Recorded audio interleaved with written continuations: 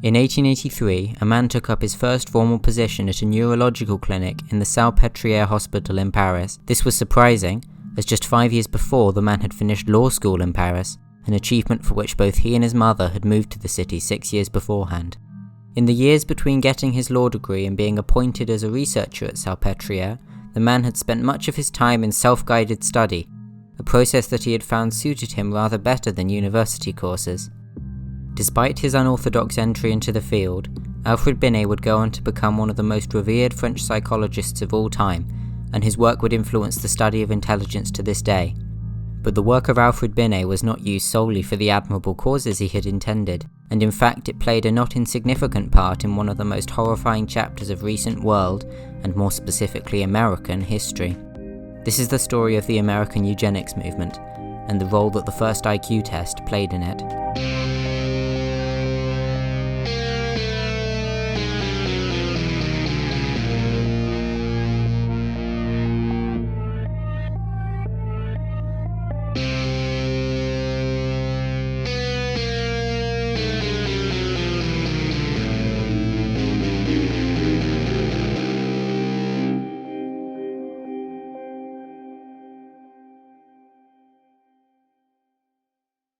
Binet spent 7 years at Salpêtrière, but, having faced a pair of public denunciations of research he or those he had supported had carried out, he resigned in 1890. While his research was wide-ranging, his main focus had become cognitive development in children, something that he had researched at least in part through observing his own children, Madeleine and Alice. In 1891 he took up a new role at the Laboratory of Physiological Psychology at the Sorbonne, where he would go on to be director just 3 years later, a post he would retain for the rest of his life. Back in 1882, the second of 2 Jules Ferry laws had been passed in France, ensuring education was mandatory for all those between the ages of 6 and 14. Come the turn of the century, Binet had recently joined the Free Society for the Psychological Study of the Child, and it was from this society that a commission was put together to research how the new French school system should deal with learning difficulties. Binet took his work for the Commission for the Retarded, as it was known, very seriously, and in 1903 published his findings in a book entitled L'étude expérimentale de l'intelligence, or Experimental Studies of Intelligence. In 1904 a new commission was set up and asked to generate a mechanism by which children in need of alternative education could be identified, and this proved to be a spur for Binet and his research assistant, Theodore Simon, to create a quantifiable scale to measure development.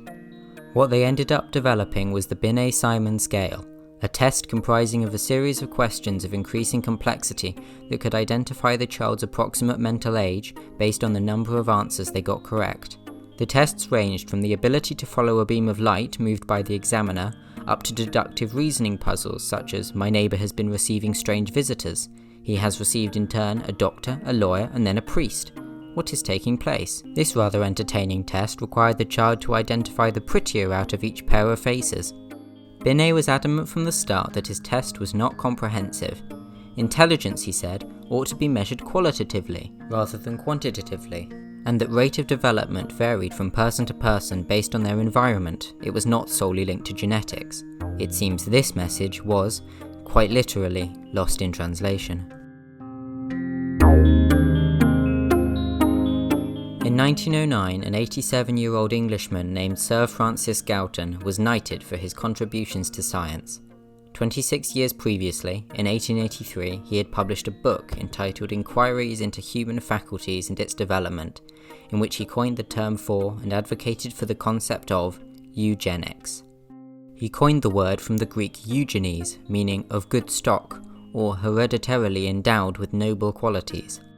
Galton, who was a half-cousin of Charles Darwin, had been fascinated by the implications of his cousin's discoveries in the origin of species, particularly the implications for variation among humans. Galton did a number of investigations into the distribution of different features among the population, including intelligence and ability. He looked into the relative abilities of men based on how far removed they were hereditarily from people he considered eminent men, observing a drop-off in eminence between first-degree and second-degree relatives. He later looked into the effect of being raised in different or similar environments on identical and non-identical twins, which led him to conclude that ability was more closely linked to nature than nurture. In 1882, he set up the world's first mental testing center, where he attempted to find a correlation between physical attributes, such as grip strength, reflexes and head size, and intelligence. Unfortunately for Galton, following the publication of Inquiries into Human Faculties and Its Developments in 1883, in which he set out his theories for such correlations, he could find no conclusive evidence and was forced to abandon the research. Regardless of his lack of evidence, Galton continued to be a proponent of eugenics for the rest of his life. He believed there should be a familial merit system designed to encourage young, high-class couples to have children early with monetary incentives. He hoped this would promote more desirable traits within the population, even at one point going as far as to say, "There exists a sentiment, for the most part quite unreasonable, against the gradual extinction of an inferior race. This, according to the dictionary of genocide which apparently exists, can border on being classified as justification of genocide." Binet, while surely aware of the work of Galton, never came to the same conclusions about the source or inherent nature of intelligence. However, Galton's research proved pronouncedly more influential across the pond, in the United States of America, where a new movement named progressivism was brewing.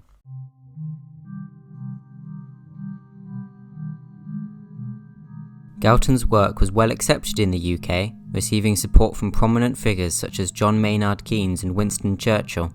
However, no eugenics-based social programs were ever successfully implemented into UK law, due to a lack of parliamentary or public support.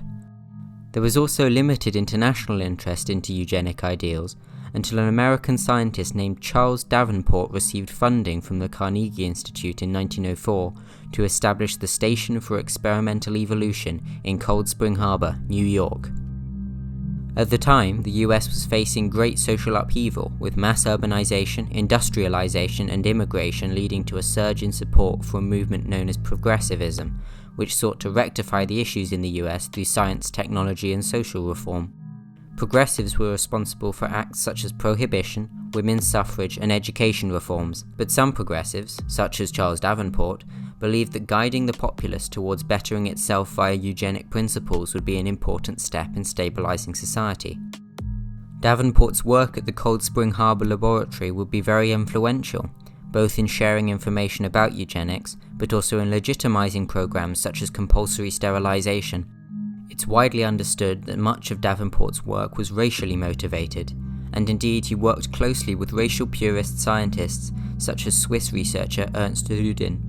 It was this racist sentiment, shared by many scientists and politicians at the time, that would later go on to cause, among other things, heavy immigration restriction that in certain cases would be controlled through intelligence testing. In 1908, a man named Herbert Henry Goddard was teaching at the Vineland Training School for Feeble-Minded Girls and Boys in New Jersey. He came across the Binet-Simon scale and decided to translate it into English. He then used the test's mental age measurement to devise a new system for classifying feeble-minded adults. His system counted anyone with a mental age of below 3 as an idiot, a mental age of 3 to 7 as an imbecile, and 8 to 12 as a moron, a new term that he coined. Goddard had a particular dislike for people he considered morons. He saw them as posing a particular threat to society, as they could almost pass for a regular citizen. As a staunch eugenicist, he believed they should be institutionalized. However, he was reticent to suggest compulsory sterilisation, as he doubted whether that would be accepted by the general public. In 1913, Goddard set up a testing program on Ellis Island, where he measured the mental age of immigrants based on his classification scale. In 1917, he published his results, stating that over 80% of the population of immigrants were feeble-minded. By this point, the Binet-Simon scale was not based on mental age, but instead been changed to a more representative scale ranging around 100, dependent on the ratio of mental age to the subject's actual age. In 1916, a psychology professor at Stanford University named Louis Terman revised the Binet-Simon test for more extensive use in the US, renaming it to the Stanford Binet test. The Stanford Binet test went on to be widely used in US schools in the 20s and 30s, as well as being used during the First World War to determine in what roles soldiers should be posted. This army testing was, unsurprisingly, disproportionately generous towards white and upper-class recruits, which was, not at all coincidentally, just the result those put in charge of organising testing for recruitment had expected.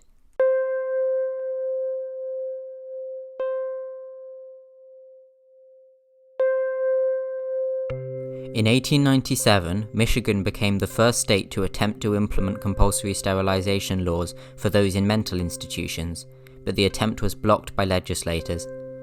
In 1905, Pennsylvania attempted to pass a similar law, but it was vetoed by the state governor. In 1907, Indiana became the first state to successfully implement compulsory sterilization laws, a decision which, although challenged by the Indiana Supreme Court over a decade later, was upheld by the US Supreme Court in 1927. In the end, 33 states had some form of compulsory sterilization laws between 1907 and 1963. During this time, over 64,000 individuals were forcibly sterilized due to judgments that they weren't fit to contribute to the next generation. The state which committed by far the most sterilizations was California, with over 20,000. The main targets for sterilization were the mentally ill, blind, deaf, physically deformed, criminals, and people of color. Women were disproportionately targeted. By 1961, over 61% of total sterilizations up to that point had been performed on women. This was due to differences in the reasons men and women were sterilized. While eugenicists tended to sterilize men to control their aggression or criminality, women were sterilized to control their ability to get pregnant, as they were held as more responsible for producing less desirable members of society. People of color, particularly African American women, were also disproportionately targeted, not helped by the fact that many lived in poorer areas, which were, equally unsurprisingly, disproportionately targeted. In California, despite African Americans making up only 1% of the population, they made up at least 4% of the total sterilizations. A study in 1989 found that 31.6% of African American women without a high school diploma had been sterilized, compared to 14.5% of white women without a high school diploma.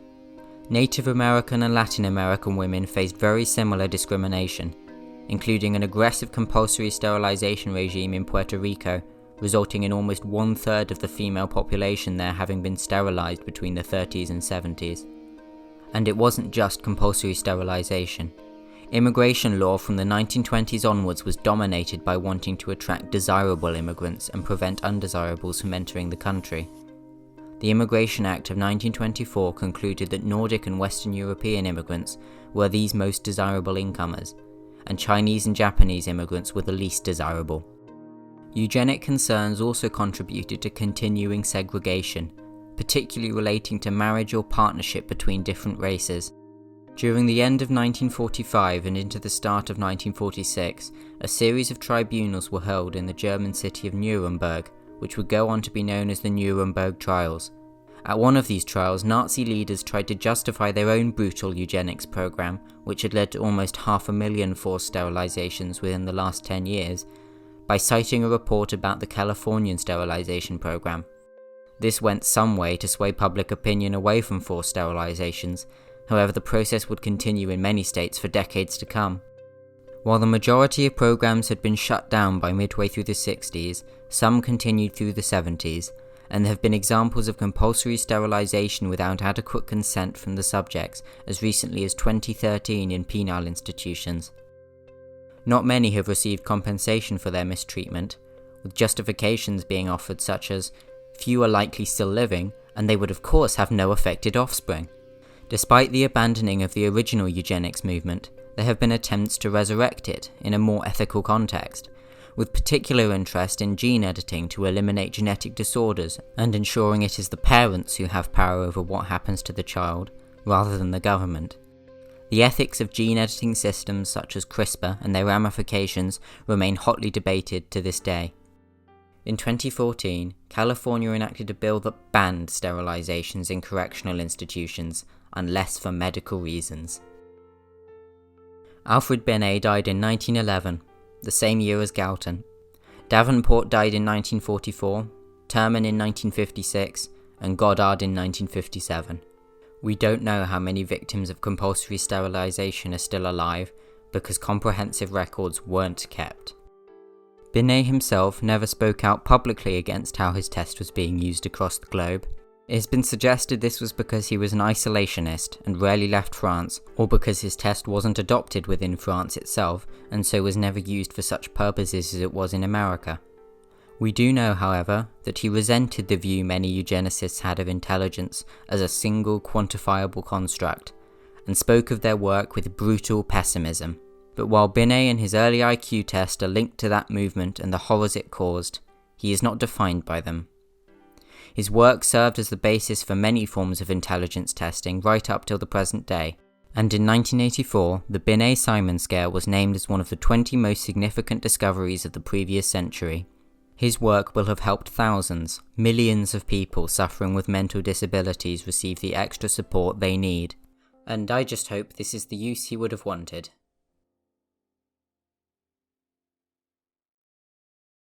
Thank you for watching what I suppose will have been a rather long video. Not by YouTube standards maybe, but by my standards. I hope you enjoyed it. I started writing the script with the intention that it would be a video about Alfred Binet with the eugenics movement as a footnote towards the end, but unfortunately the more research I did into the topic, the more I realised it should really be a video about the American Eugenics Movement, with Alfred Binet making up the structure around that. My next video will be more light-hearted, I promise. I want to be able to make more jokes. Somehow this one didn't lend itself to them. See you soon.